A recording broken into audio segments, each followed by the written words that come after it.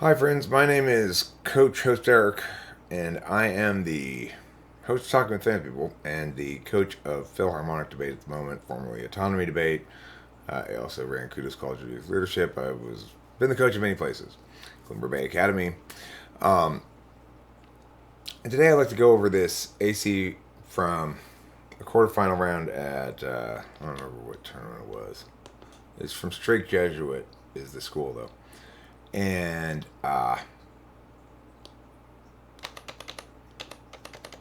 specifically what I want to do is discuss basically what's a disclosure K and the interesting phenomenon of this particular case in quarters.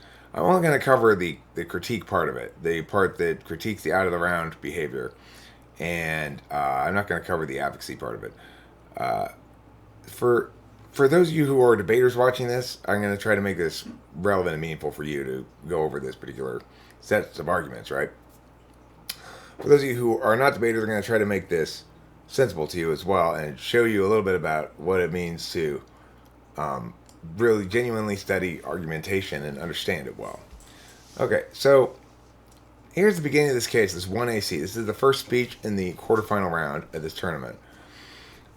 And it says, interpretation. Debaters must disclose the full text of all analytic arguments in broken positions at most 30 minutes after the round they were read in. So these kind of arguments where instead of actually arguing the topic, you're critiquing the other party's behavior or other things you might critique, they have what's called a shell. And the first part of the shell is you need to put down the interpretation, which says how in what's the rule you're going to claim that the other debater broke. Then the violation is the evidence of them breaking the rule. Now in this case, this is evidence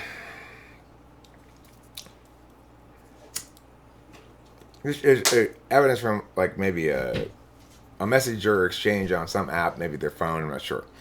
And it says, so this guy's the one sending the messages. This is the one who's being the AF here in quarterfinals, okay?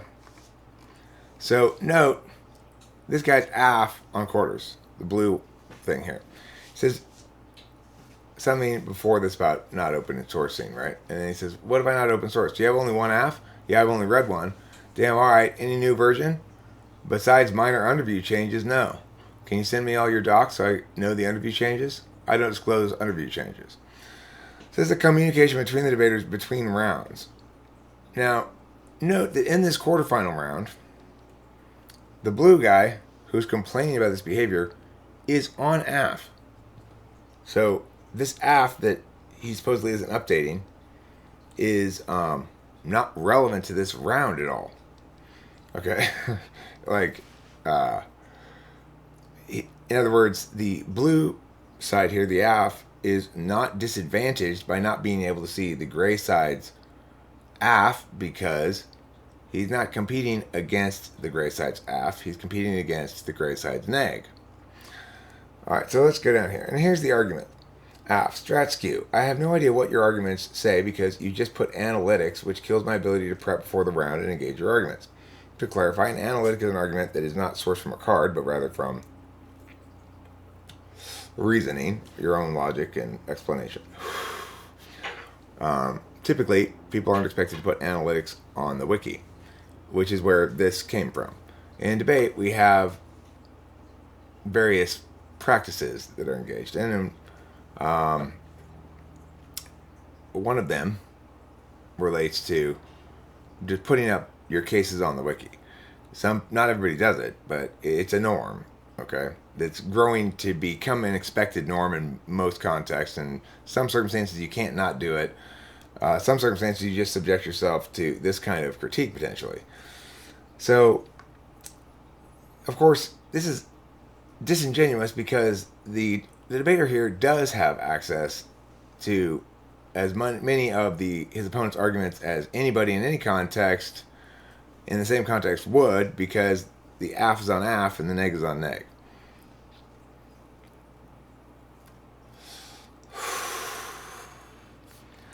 This leads to vacuous education and irreciprocal, because you know my analytics before the round, because the AF has put his analytics up.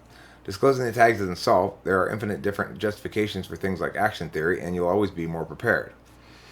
So in other words, if you're allowed to make analytics that aren't up on the wiki, then I can't prep properly. Now, whether or not, of course, debate is well served by making everybody be able to see everybody else's case before they go into the round against them, is another matter entirely. Whether the debate is actually well served by that is not. There's no universal consensus about that, but that's where theory arguments and norming comes in. Disclosing the tag doesn't solve. Okay, norming too. Incentivizes debaters to make their cases all analytic and not disclose anything. If I don't have to disclose analytics, then why don't I just make an entire case out of analytics? Disclose anything which is empirically proven by Valley, which means I'm not sure what they mean here. Norming is functions as a critique to any voter that they might produce, because theory is supposed to set norms. So in other words, we have to use theory to set up these sort of standards that you can say your opponent has violated. And so as a consequence, any other voter that the other person might present as what the judge should vote on is successfully critiqued by the idea that theory says they violated a norm.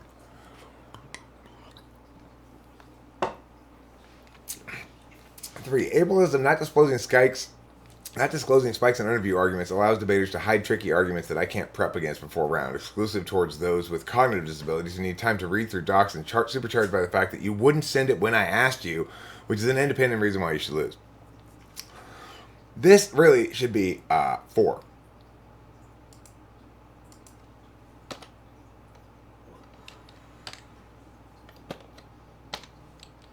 It really should be, but he didn't make it 4. I'm changing it. I don't know. I'm just inclined to do so.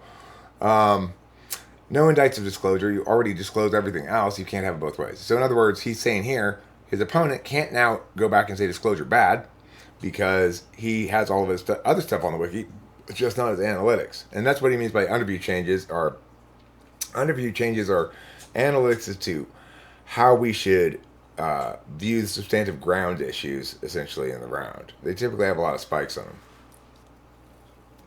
And a spike is an argument that anticipates and prevents or attacks in advance an argument that the opponent hasn't made yet. Fairness as a voter. Debate is a game that requires objective evaluation, but you can't do it if one side was skewed. So, in other words, it can't be a fairly decided round in your favor because you were cheating. Disclosure has to be drop the debater and a voter. So, in other words, the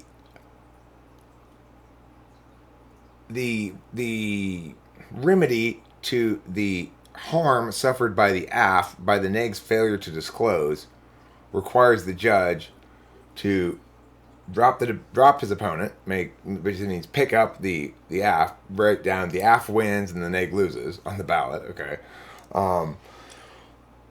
and that this should be the reason why he does that. This is the RVI. This is the RFD. The reason for decision is this particular thing. It is uniquely able to set norms, and you can't drop the argument. So disclosure is uniquely able to set norms. I don't think that disclosure is uniquely able to set norms, but that's fine. They said that. You shouldn't get an RVI or OCI on 1AC theory. It incentivizes a 7-minute collapse 1NC argumentation that skews over a short 1AR and deck substance debate, which OW on scope, because we only have 2 months to debate the topic and chill theory and terps for disclosure that could be read out of the round as well as app theory, since they'd win even if their CI was false, since it's a 7-minute dump. One of the greatest sentences I've ever read. It's the jargoniest sentence. Nobody who's not deeply invested in debate could possibly understand that sentence, right? What it means is they shouldn't get a reverse voting issue. In other words, if I lose this critique, I don't lose the round. Or OCI, which is another way of framing an RVI, which is an offensive counterinterpretation on 1AC. In other words, they can't make theory arguments on against the they can't make their own. They shouldn't be able to make their own theory arguments against the 1AC theory arguments that gives the neg offense, is what he's saying. Because if we do that, then it incentivizes 7-minute collapse 1NC argumentation that skews over a short 1AR and Dex substance debate, which outweighs on scope because we only. Okay, so what does that stuff mean there? It incentivizes 7-minute collapse 1NC argumentation that skews over a short 1AR. You know what? I'm not sure what he means by 7-minute collapse 1NC argumentation, to be perfectly honest.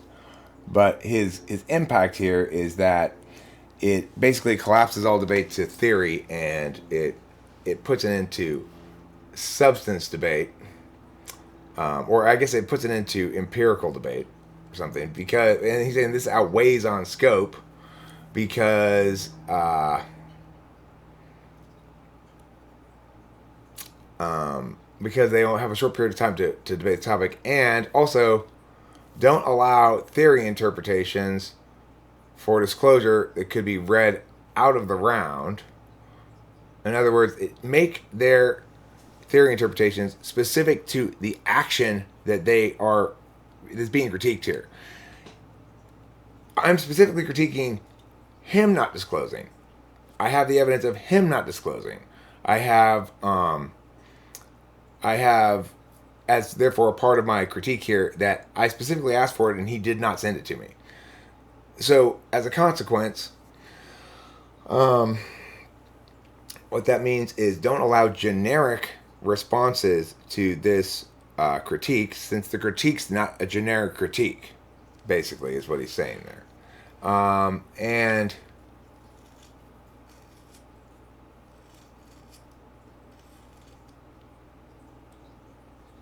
So you shouldn't do that, because then they'd win even if their CI was false, since it's 7 minutes. Okay, I know what it means now.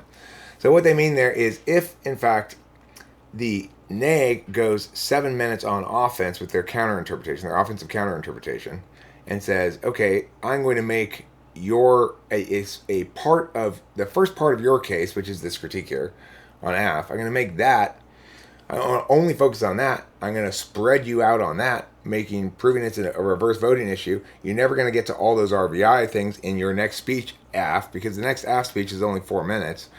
And as a consequence, you're going to end up being able to not cover some of the neg counter-interp. In other words, if a neg runs a 7-minute collapse style, what he calls 7-minute collapse 1NC argumentation, means focus on one particular voter.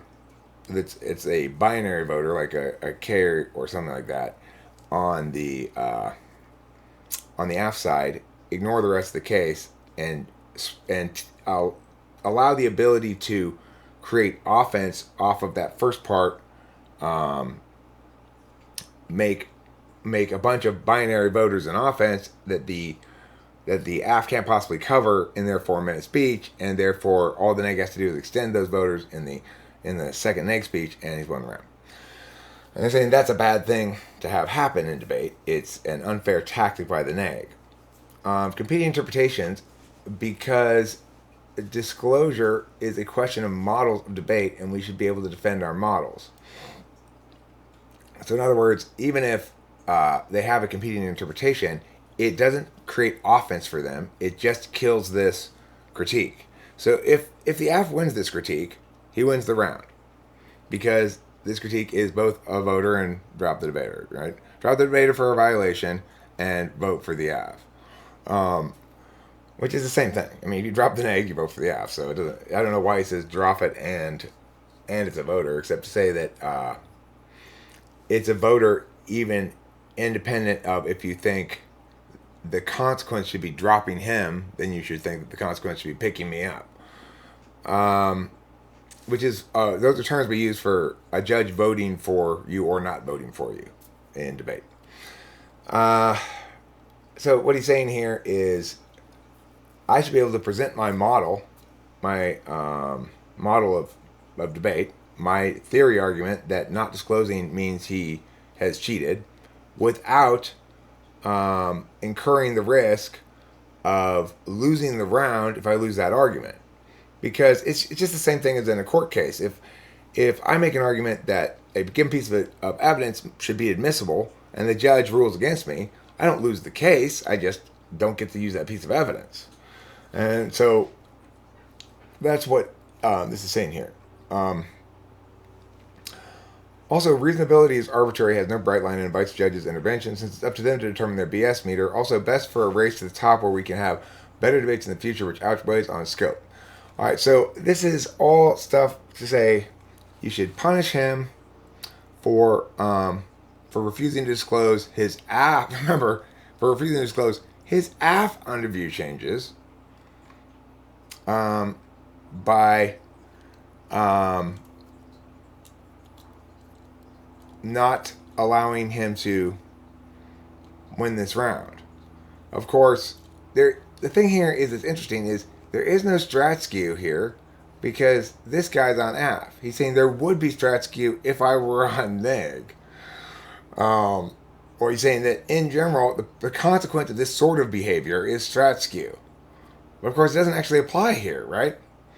Now, whether or not the judge should therefore excuse the behavior overall, my argument would be if I were on neg, essentially, the first argument I'd make was, even if it's the case that this case is entirely right, he doesn't have standing to bring it in this instance. He'll have to wait until a round where I run AF, then he'll have standing to bring it. And I'm not on AF, he's not incurring any of the harms of me supposedly cheating him, right? He's saying, hey, don't vote for this guy, he's cheated me. Except I haven't cheated him. So he has no standing to do anything about it. I would have cheated him maybe if I had been unlucky enough to be on AF in this round. He could have run this and won with it for sure. But unfortunately, I was lucky. Whew, I got neg. So he can't use this to win the round. I mean, that's the first thing I would say. But besides that, if this guy were on neg and he were running this against the other guy, the Disclosure K, it's pretty much impossible to beat. Because the problem is, you've got the guy's own confession, which also, and this guy's request, the AF's request for the blue guy's request for the interview changes, and the gray guy's refusal to provide that as a piece of concrete evidence about between the rounds. So my debater asked me, what should I do if I hit something like that? And he very well might, because we typically don't post our AFs on the wiki. He's never posted anything on the wiki yet, which allows him to, in fact, turn disclosure. If somebody runs a disclosure argument on him, then he can simply say, you have no reason to believe I've been on the wiki and looked at your AFs. So, the fact that I don't have any information on the wiki is more information about me than I have about you, at least as far as you can establish. And then, of course, if the debater says, well, did you look on the wiki? I've instructed my debater to say, what I do between my rounds is my business. I'm a minor. I have extended privacy expectations, and you're violating them right now. I'm not going to answer that question. I don't need to answer questions about what I do between the rounds. I'm pointing out that you're the one who needs to establish that I did look at the wiki. You failed to do so utterly. And expecting me to do your work for you, shame on you, sir.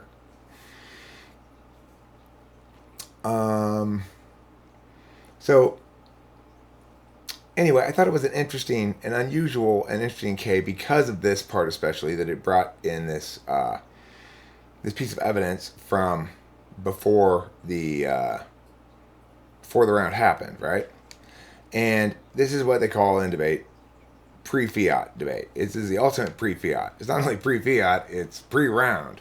So in debate, fiat means if you run a topical AF and you say, yes, we should have compulsory voting because it, let's say, closes the gap between the rich and the poor, well, then we are post-fiat. We're actually arguing the topic.